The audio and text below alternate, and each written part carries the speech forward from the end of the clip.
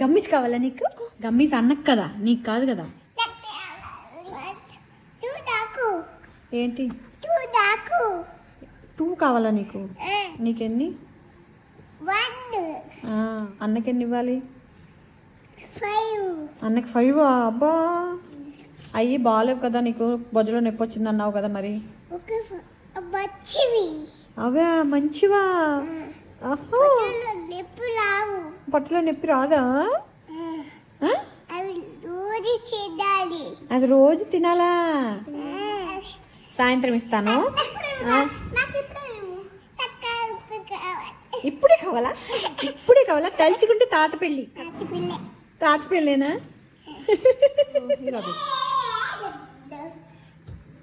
నీకు బాగుందా? సూపర్ ఉందా?